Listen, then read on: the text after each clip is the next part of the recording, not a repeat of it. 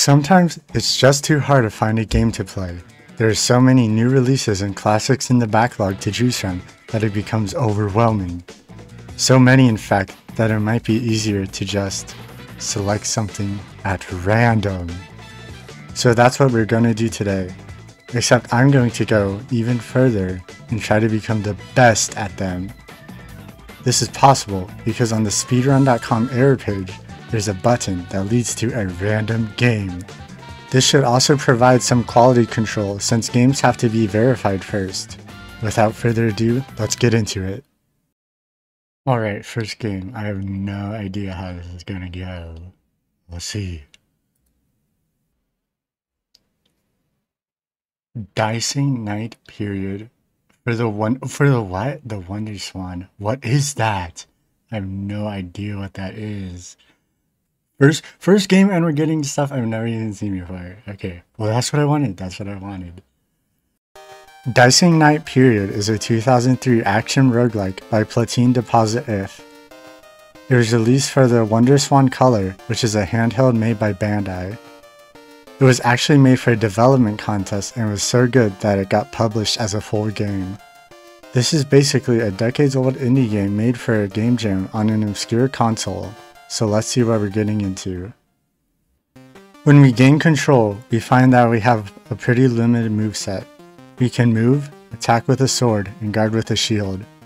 The interesting part comes in from the GUI at the top. We have a force-based inventory on our right stick, health, a super meter, and a hunger meter. Using the super meter is the main way of dealing damage, and is built up by many things, primarily guarding many enemy bullets at once. The number on the die shows how many meters we filled up. On the contrary, the hunger bar depletes from many things, primarily guarding many enemy bullets at once. If we have no hunger meter left, we start using our HP, which drains extremely quickly in comparison. It can be replenished by eating food dropped by enemies or entering a boss, but since we're rushing, it doesn't really have a chance to completely deplete. Now let's talk about the dungeons. There are 5 in all, each having an increasing amount of randomly generated floors with a boss at the top. The run finishes when you beat the boss of the final dungeon. After beating a boss, you get lottery tickets which can give you orbs, those being the only way to grow stronger in this game. The most important orbs from it are the red attack up orb and the white extra health bar orb. Something that might be on your mind is that dice that fly across the screen all the time. Damage dealt, taken, and healed is all RNG, visible through the dice rolls. So dicing in the title means both numbered cubes and to slice into pieces. Hey. Now let's talk about the run itself. The first thing we do when we get into the first level is leave immediately. After that, we go back and hover over new map, back out to the menu, and select continue. This lets us skip to the top floor, so we only need to do 5 out of the 28 floors we would have to do otherwise. I'm not sure if this is a debug feature or a glitch, but either way we're almost at the first boss. To actually get through the floors, however, we must find a key held by a random enemy to open the door and make our way to the exit. Getting the key, finding the exit, and making it there quickly is paramount. There's also a map of the floor in an enemy's possession, and that will help us avoid dead ends. We can also get health restoring items and invincibility potions that make us semi-invincible. The last notable item is the drill, which can destroy terrain tiles. This is most useful to break down the walls to make massive shortcuts wherever we want. Now it's time to explain the bosses in detail. Boss fights in this game are similar to the bosses in Touhou. That meaning that they have several short phases with time limits on each to deal enough damage for an experience bonus. The first boss's first phase is easy, simply moving back and forth while shielding the splash of bullets, before setting in their mouth while shielding the fire breath and spamming special attacks. The second and third phases are mostly just sitting in the fire breath as well. All of the tower floors are very similar, but the second one introduces these annoying witch enemies that can teleport on top of you if you're unlucky. The second boss is mostly the same as the previous at first, with us simply shielding and spamming special moves while at a distance as bullets home in on you. The last phase is much trickier. It's recommended to bring an invincibility potion for this part, as trying to avoid the boss and its bullets can be very hard. In my PB, I actually died here. When I said semi-invincible before, it's because it's possible to take damage, whether from specific attacks or being overwhelmed, even while invincibility is active. I didn't explore this deeply enough to have a conclusive answer. Even though I died to the boss, I was still able to go on to the next dungeon, because the unlock requirement is only to reach the boss and have enough XP. You do lose out on lottery tickets for orbs, and if you don't have enough XP, the run is basically dead, so actually beating the bosses is still advised. The third boss is much trickier than the previous two. During the first phase, you want to time your iframes on the boss's landing, so you both hit it and are able to shield every bullet it throws out to instantly refill your meter again. During the second phase, you just want to sit in front of it again. The last phase is really interesting, however. It will spawn black holes that absorb the dice on the ground that come from your damage rolls. This means you have to time your attacks so the damage is actually calculated and dealt. I have never seen anything like this in a game before, and it makes me like this boss a lot. The fourth boss is much easier. Just sit in front of it when it's a pyramid and use invincibility potions and dodge when it's a snake. Nothing we haven't seen before. The final boss is much deadlier, and this time we actually have to beat it to get the ending and complete the run. The first phase spawns a swarm of cube enemies. After enough are taken out, she will appear and circle around the arena. By shielding and using specials while moving in the opposite direction, it isn't too bad to survive. The last part is really nasty and is mostly why we need the orbs to beat the game. She will rush at you erratically with many bullets and even special moves of her own. There isn't really a good strategy here, but intercepting her with your own special moves will let you deal damage while not taking any. When we beat her, the run is complete. I did a few dozen attempts just to beat it once with a time that was meaningful, and I actually beat the 7-year-old world record by 20 seconds. I quite enjoyed this game. It was a neat little roguelike that had some cool ideas and was interesting to see something unique and good on a console I've never heard of before. As a speed game though, it's not that great since it's such a tall order to even complete a run due to the RNG involved. Although, the skill ceiling in this game is pretty high, so it could just be a skill issue that I don't care to fix. Some people like the RNG though, and if you do, I would consider this a pretty good speed game due to the length, execution needed, and how you're actually playing most of the time, while still having some down moments to catch your breath. I'll give this game a 4 out of 5 casual score and a 3 out of 5 speed game score for a good 7 out of 10 experience. Okay, so we're finally back at the screen again. Alright, so the last run was it was a good game, but it was too hard to beat in a speedrun setting. So I'm hoping this next one will be a little easier to actually complete. Super Onion Boy. Oh, the 8-bit style graphics. Oh, you already know it's gonna be like some cheap shit. Android and web. Oh, you already know. This is more what I was expecting, honestly. Super Onion Boy is a 2020 platformer by Power Slash. It's a platformer that takes heavy, quote-unquote, inspiration from Super Mario World in its visuals and game design. This is just Super Mario World, like what is he? Such a copycat, oh my god. This is a much simpler game than the last, our only controls being move, jump, and shoot. There are 5 power-ups in this game, all comparable to Mario items. Mushroom, Fire Flower, Tanuki Suit, Star, and Tanuki and Fire Flower combined. There's pipes, coins, and other classic Mario stuff. The game consists of 15 levels with a boss at the end, and the run ends when you beat that boss. Unfortunately, the game is poorly put together, and it is also RNG heavy despite looking so simple on the surface. Going in depth, the levels are mostly uninteresting, with holding right and memorizing enemies being the main concerns. We want to get a bubble power-up as soon as possible to jump on an enemy over a pit in level 2. Level 3 has this tight jump on an enemy over a pit as well. Level 6 has a part that requires the bubble in order to proceed, which is why we bothered getting it in the first place. Level 8 introduces platforms that are on cycles that are prevalent throughout the rest of the run. We also get the super bubble that can shoot here, in preparation for the next level. Level 9 is where this run starts getting really ugly. The bats have an enormous hitbox and also move based on RNG, so you can easily get hit for no reason. There are also crabs that can shoot fireballs, and the game puts them in spike corridors where you can't jump. The crabs shoot based on RNG, so you can also unfairly get hit here. I also haven't mentioned yet that sometimes the enemy collision doesn't activate in time, so you trade hits while jumping on an enemy, leading to many unfair situations.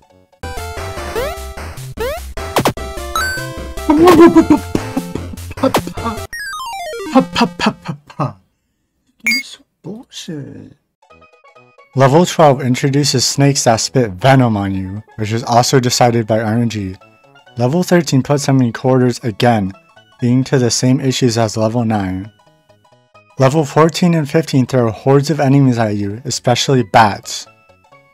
If the RNG from the enemies in level 14 make you stop for even a tenth of a second, you will get hit after beating the level, so you won't be able to quickly shoot and kill the boss.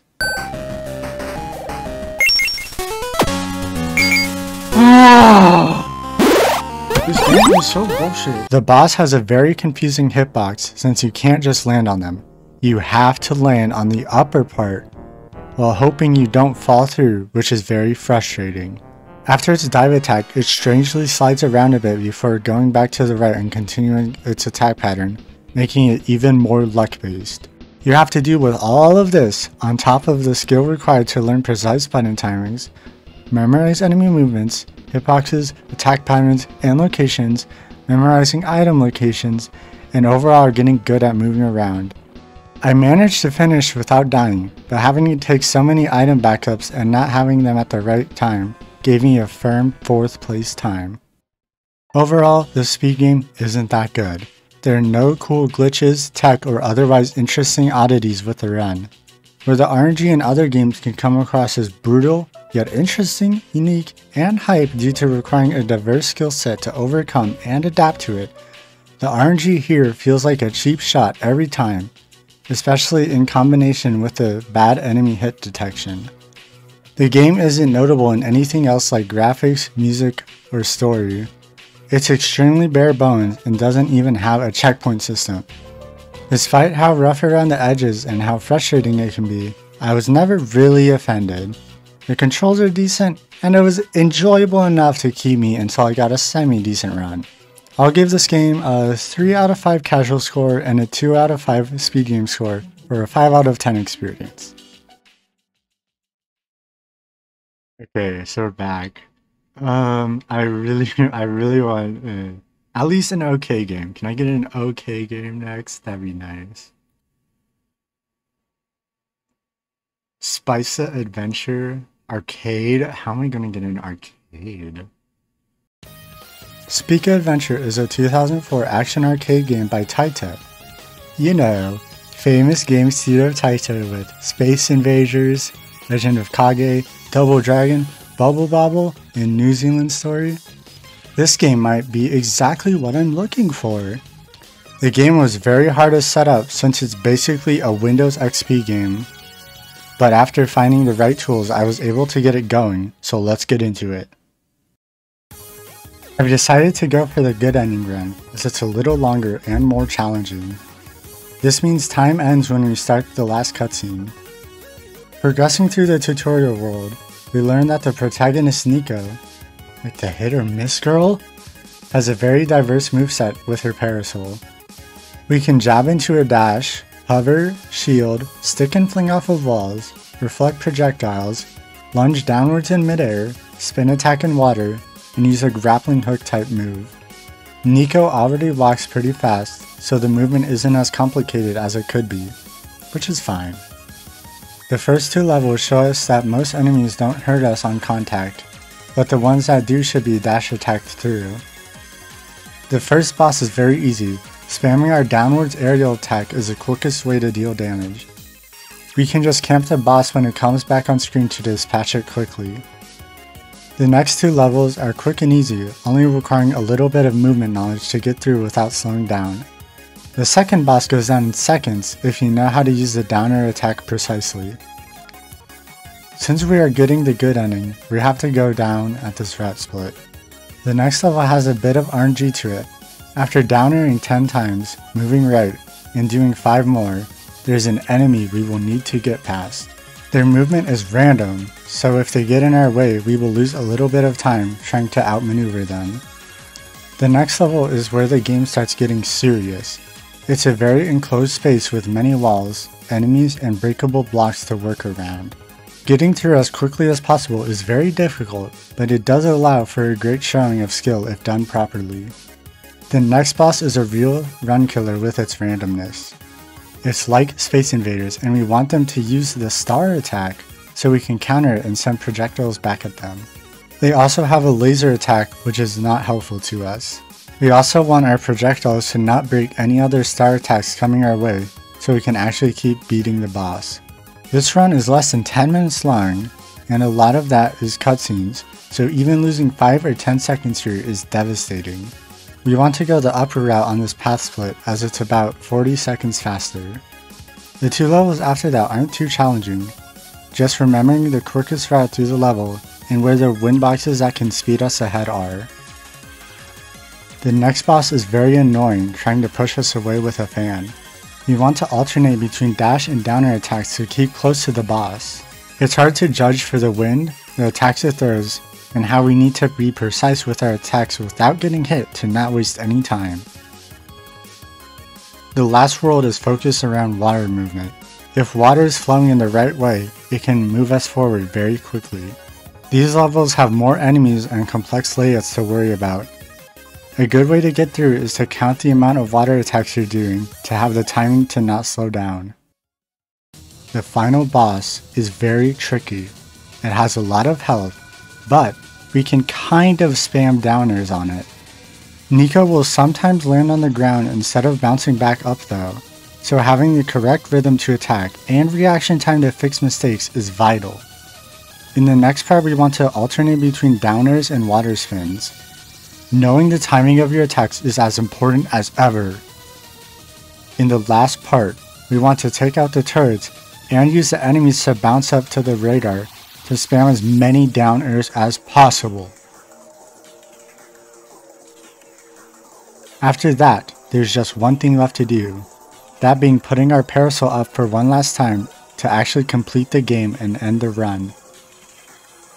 I managed to get an 8:53, which gives me a strong second place time. I must say that I really liked this game. The graphics were really charming, the music was good, and Nico controls really well and is very fun to move around. The screen is also very active and the pretty colors pleases my monkey brain. The only real problem I have with this game is that it's really short, but you don't want people to hog the arcade cabinet, so I guess it's negligible. It's not a masterpiece, but if you want a simple pick up and play game, this fits the bill very nicely. In terms of speedrunning, it's also good there. The movement is tight, and you can feel yourself improving slowly but surely. And the game has a fun amount of luck involved, being delegated mostly to one enemy and one boss in the middle. The main gripes I have with it are that it's too short, making it feel repetitive, and that a lot of the time is spent in cutscenes and not playing. Those are minor complaints, however. This is a great speed game in my opinion. This game deserves a 4 out of 5 casual and 4 out of 5 speedrun score for a great 8 out of 10. So, I think it's about time to wrap this up. Even though it was a bit frustrating at times, it was very interesting and I would like to do this again in the future. Anyway, since you watched to the end, consider leaving a like, comment, subscribe, all that stuff. If you have any video ideas you want me to do, like a sequel to this one, be sure to tell me. I would love to hear it. Anyway, have a good one.